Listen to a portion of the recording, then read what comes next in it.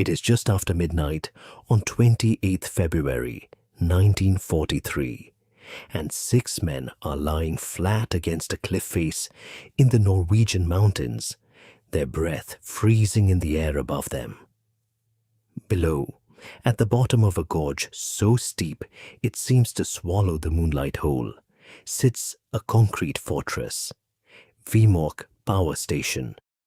To the Germans guarding it, the building is simply an industrial plant, producing a chemical compound with an unglamorous name. To the men on the cliff, it is something else entirely. It is the place where Adolf Hitler's atomic bomb might be born. Joachim Rönneberg presses himself against the rock and checks his watch. 23 years old, a farmer's son from Ålesund, he is now responsible for the most important act of sabotage of the Second World War, and he knows it. Below him, the Mona River roars through a ravine 300 meters deep, the only route the Germans considered too dangerous to guard. It is exactly why Rönneberg has chosen it. His team has trained for a year for this moment, dropped into the Norwegian wilderness with barely enough food, surviving on reindeer moss and whatever they could hunt, waiting for a mission that was cancelled once already in a catastrophe that killed 34 men. Tonight, there is no room for a second failure. The target is heavy water. Deuterium oxide, produced at Vemork in greater quantities than anywhere else on Earth, a substance so obscure that most of the German soldiers stationed nearby have no idea what it is used for. But in Berlin and in the laboratories of German physicists working under the shadow of the Reich, heavy water is a component that could make a controlled nuclear chain reaction possible. It is a single, unglamorous ingredient standing between Nazi Germany and the kind of weapon that could end the war in an afternoon. Rönneberg does not know exactly how close the Germans are to succeeding. Nobody does, not even the scientists doing the research. That uncertainty is precisely what makes the mission unbearable. You cannot gamble with the possibility that a mistake tonight might hand Adolf Hitler an atomic bomb before anyone else has one. The 9 men moved down into the gorge in the darkness, crossing the icy river on foot, using tree branches and old bridge timbers Rönneberg had once used as a boy on family fishing trips near this very region. Above them, the plant's floodlights sweep across the rock face at intervals, throwing long shadows that the team uses for cover, freezing in place each time the light passes, moving again the instant it swings away. Every man carries a cyanide capsule sewn into the lining of his jacket. A last resort should capture become unavoidable. A grim reminder of what happened to the last team sent here. What is about to happen inside those concrete walls will not make headlines in London or Washington. It will not be announced at all, but it will change the trajectory of the most destructive arms race in human history, and it very possibly saves the world from a nightmare that never had the chance to happen. The mission was never supposed to fall to 9 young men with rucksacks and skis. It fell to them because everything else had already failed. By late 1942, British intelligence had become convinced that Nazi Germany was pursuing an atomic weapon, and the evidence pointed to one facility above all others. Norsk Hydro's plant at Vemork, in the mountains near Rjukan, was producing heavy water using surplus electricity from one of the largest hydroelectric stations in Europe. Output at the plant had been ramped up dramatically under German instruction, reaching roughly 10 times its pre-war levels of production. To British scientists working on their own atomic research under the codename Tube Alloys, the volume of heavy water leaving Vemork was alarming. There was, so far as anyone could tell, no legitimate industrial reason for Germany to need that much of it, other than nuclear research. Reports reaching London that autumn, gathered by Norwegian agents working under desperate conditions, suggested the Germans were treating the facility with an urgency that went well beyond ordinary industrial priority, and that alone was enough to move Vemork to the very top of the Allied sabotage list. The first attempt to stop it, in November 1942, was Operation Freshman, and it was a disaster almost beyond comprehension. 2 military gliders carrying 34 British engineers of the Royal Engineers were to be towed by bombers across the North Sea and land near the plant.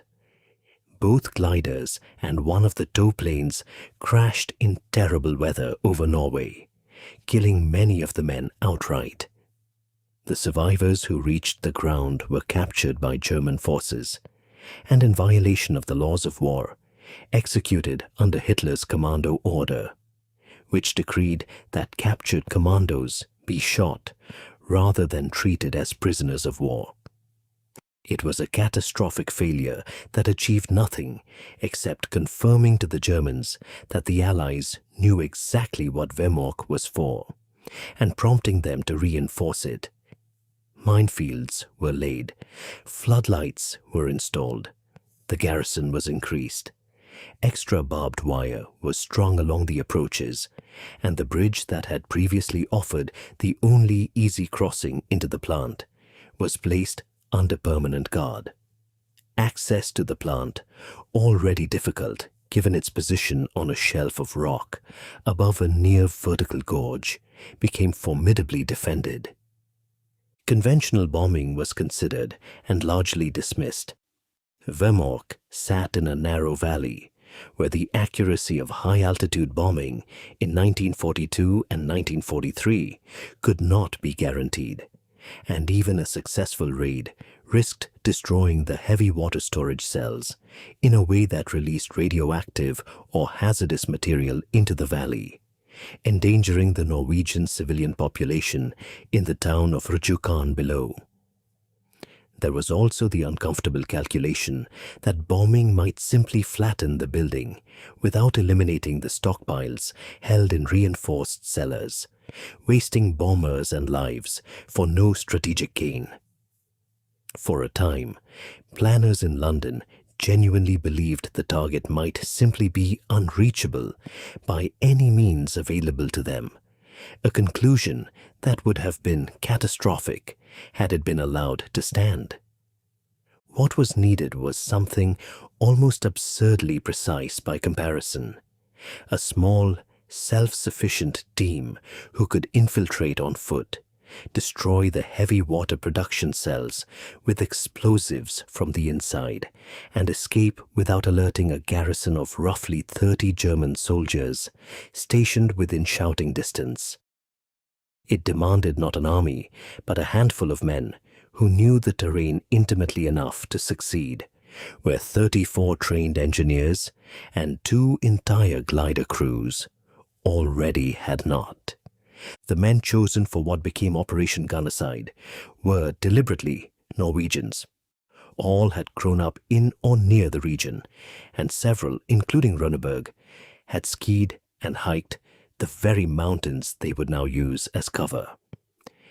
Alongside him were Knut Haukelid, a fisherman's son with a reputation for icy calm under pressure, Kasper Idland, Fredrik Kaiser, Hans Storhaug, Birger Strömsheim, and Jens Anton Poulsen, Klaus Hellberg, and Arne Kjelstrup, who had already spent months surviving alone on the Hardangervidda plateau as part of an earlier reconnaissance team, subsisting on lichen and the occasional reindeer when supply drops failed to arrive. They were recruited into the Norwegian Independent Company 1, trained by the British Special Operations Executive at secret facilities in Scotland, where they were drilled relentlessly in demolitions, unarmed combat, and Arctic survival. Training exercises were deliberately brutal, designed to simulate the exhaustion and cold the men would face in Norway, with instructors pushing recruits through freezing locks and forced marches lasting days at a time. The operations planning fell to Leif Tronstad, a Norwegian professor of chemistry who had worked at Vemork before the war and who understood, better than almost anyone in London, precisely how the plant's high-concentration cells were arranged inside the basement of the building. Tronstad briefed the men personally before they departed, reportedly telling them that the fate of the free world might rest on what they achieved that winter, words the surviving members of the team remembered vividly decades later. The technical challenge was fiendish. The heavy water was produced through an electrolysis process across 18 large cells housed in the basement of the Vemork building, each cell steadily increasing the concentration of deuterium oxide through repeated stages, with the final stage yielding a concentration of deuterium oxide approaching 99%. A level of purity that had taken Norsk hydro engineers years to perfect before the war. Destroying the cells themselves, rather than simply the pipework, was essential because the Germans could repair pipes and machinery within weeks, but replacing the specialized cells would take considerably longer given wartime shortages of the materials required to manufacture them. Tronstad calculated that the team would need to place charges directly against the cells, using British-made plastic explosive shaped into segments and fitted with 2-minute fuses, timed to allow the saboteurs to escape the basement before detonation. Each charge was molded by hand to fit snugly against the curved metal casing of the cells, roughly the size and weight of a rugby ball, light enough for one man to carry the entire demolition kit strapped to his chest during the descent into the gorge. To reach the basement at all required entering the plant through a narrow cable duct that ran beneath the railway line connecting the buildings, a gap barely wide enough for a man to crawl through on his stomach, since every conventional door and gate was now guarded. The team practiced the entire operation on a mock-up of the facility built from memory and photographs at their training base in Scotland, rehearsing the demolition sequence until it could be performed in the dark, at speed and in silence, timing themselves repeatedly until the entire process, from entry to the lighting of the final fuse, could be completed in well under 15 minutes. Every man was assigned a precise role and a fallback role in case a teammate became a casualty, a level of redundancy the earlier freshman operation had entirely lacked.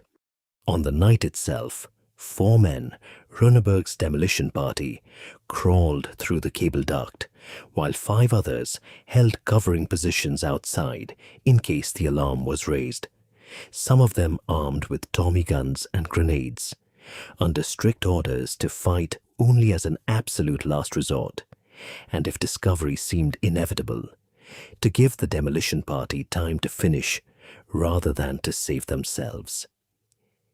Inside, they found a lone Norwegian night watchman, Johansen, whom they persuaded to cooperate rather than resist, sparing his life and avoiding the gunfire that could have brought the entire garrison down on them within seconds. The charges were laid against the cells in under 10 minutes. As the fuses burned down, the team withdrew back through the duct, and the resulting explosion, described by witnesses as no louder than the muffled crack of a car door slamming rather than a devastating blast, was almost disappointing in its restraint. German guards elsewhere in the complex reportedly assumed the noise was nothing more than a transformer fault and did not investigate for several minutes, a delay that gave the saboteurs precious time to climb back out of the gorge before the alarm was properly raised. It did not need to be loud, it only needed to be accurate. The results, by contrast, were total. All 18 cells were destroyed, along with several hundred liters of heavy water already produced, in a single, contained detonation that caused no casualties among the plant's workers or the German garrison. Remarkably, not a single shot was fired throughout the entire raid.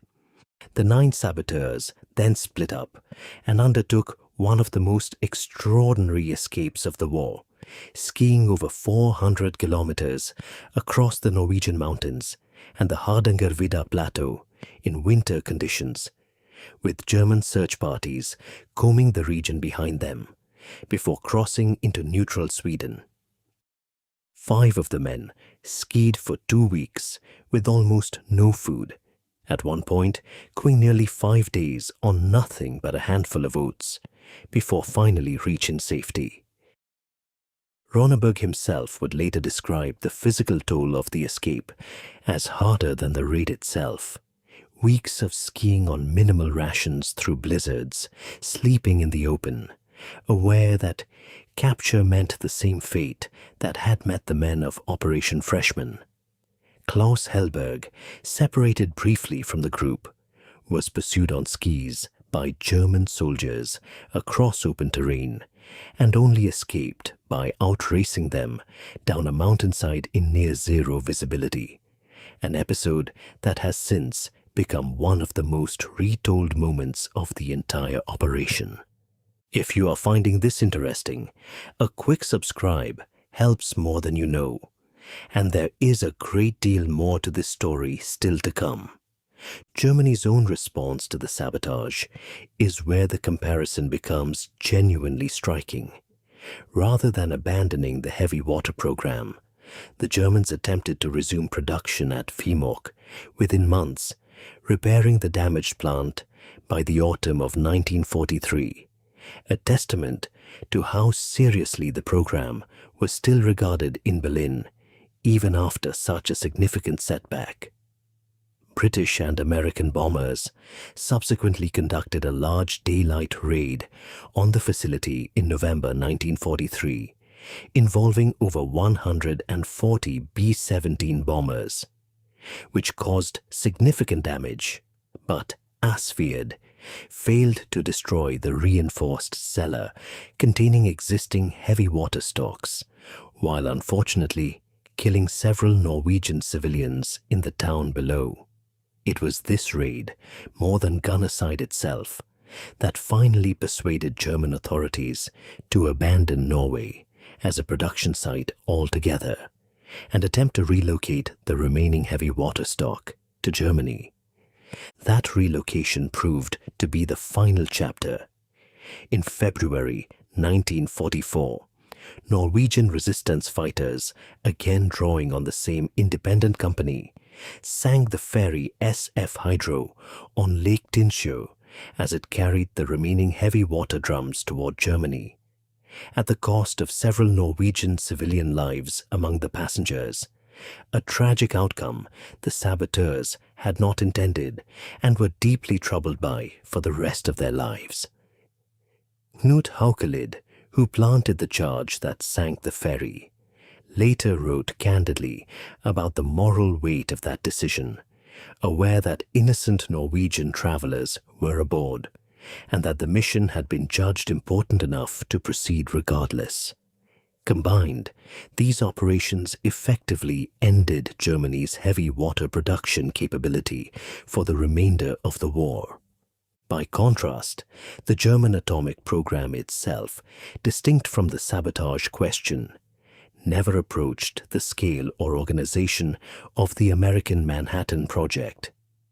American efforts eventually employed over 130,000 people and consumed roughly $2 billion, a staggering commitment of resources Germany never made available to its own physicists, who worked in smaller, more fragmented teams under leaders such as Werner Heisenberg. where American research was centralized and lavishly funded under military priority, German efforts remained scattered across several competing institutes, hampered by wartime shortages of materials, personnel drawn away for other military priorities, and a command structure in Berlin that never gave the project the singular focus the Americans afforded theirs. Some historians have since argued that Germany was, in truth, considerably further from producing a viable weapon than British intelligence believed at the time, and that the heavy water program, while real and concerning, may not have represented as immediate a threat as feared. This remains genuinely disputed among historians, and it is one of the enduring uncertainties of the story. Nobody, including the men who carried out the raid, could have known for certain at the time just how close Germany actually was. What is not disputed is the effect of the sabotage on Germany's remaining capacity to try. Whatever the true state of the German program in early 1943, the destruction at Vemork and the sinking of the hydro ferry removed the raw material required to pursue the heavy water pathway any further, closing off an avenue of research the Germans could not resume before the war ended. It is worth noting, too, that heavy water was only one possible route toward a controlled chain reaction. German scientists, lacking sufficient supplies of the alternative moderator, purified graphite, had become increasingly dependent on the Vemork supply chain precisely because other paths had already proven difficult to pursue at scale. The psychological effect on the German administration in Norway was also considerable, even if difficult to quantify. The realization that a facility so heavily guarded following the catastrophe of Operation Freshman could still be penetrated by a handful of men entering through a service duct prompted a wholesale reassessment of security, not just at Vemork, but at industrial sites across occupied Norway, diverting manpower and resources. The German war effort could ill afford to spread thinner. Norwegian resistance morale, meanwhile, received an enormous boost from a mission that demonstrated, in the clearest possible terms, that German occupation forces were not invulnerable even at their most heavily fortified sites. The legacy of Operation Gunnerside extends well beyond its immediate military effect. It remains, by consensus among Special Forces historians, one of the most successful acts of sabotage carried out by any Allied unit during the Second World War, cited for decades afterward in the training doctrine of Commando and Special Forces units precisely because it achieved its objective without a single loss of life on either side during the raid itself, an almost unheard of outcome for an operation of this danger and complexity. Winston Churchill is recorded as having described it as a mission of great significance to the Allied war effort. The story would later be dramatized in film, most notably in the 1965 production The Heroes of Telemark, though the real events and the real men were considerably less theatrical and considerably more disciplined than any film version has managed to capture. Something Rönneberg himself pointed out with some irritation whenever he was asked about the adaptation in later interviews. Joachim Rönneberg lived a long life after the war, returning to Norway and later becoming a respected journalist and broadcaster.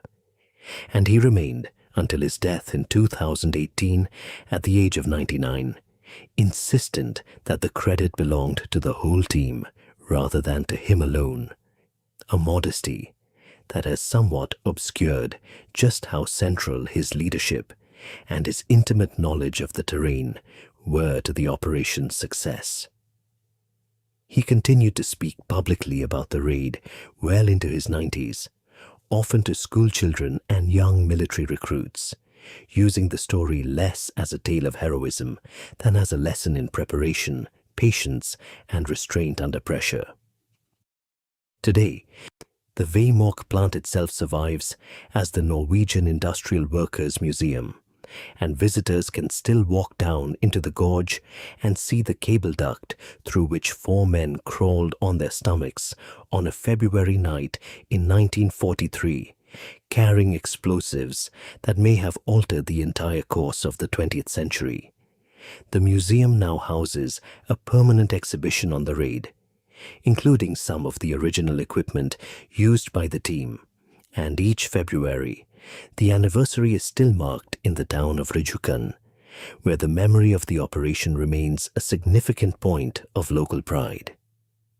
There is a version of history in which the story ends differently, a version in which the cells beneath Vemork are never destroyed, in which the heavy water reaches Germany intact, in which German physicists close a gap that, in our history, was never closed at all. Nobody can say with total certainty how near that alternative history came to happening, and that uncertainty is, in its own way, the most unsettling part of the entire account. What can be said is that 9 men, several of them barely out of their 20s, chose to walk into a gorge that had already killed 34 of their countrymen, entered a heavily guarded facility through a gap in the ground, barely wide enough to crawl through, and did what an entire glider assault had failed to do without firing a single shot. They did not stop a bomb that had already been built. They stopped the possibility of one at a moment when nobody could be certain how close that possibility had come to becoming real. That is, in the end, the strange and uncomfortable nature of the story. Its success is measured not in wreckage or body counts, but in an absence, in a weapon that was never finished, a threshold that was never crossed. Runneberg himself asked decades later whether he believed the raid had truly changed the course of the war, would only say that he preferred to let others judge that question, and that he had simply done the job he was trained and sent to do. Perhaps that is the most honest way to leave it, not with a grand claim of a world saved, because certainty is not something this story affords anyone, but with the plain fact of what happened on that cliff face above the Mona Gorge. 9 men, 1 impossible target, and a mission that history has judged, as closely as history can judge anything, to have succeeded completely. Whatever Germany's atomic program might or might not have become, it never had the chance to find out. And for that alone, the men of Operation Gunnerside earned a place in the war's history that no medal or memorial has ever quite managed to capture in full.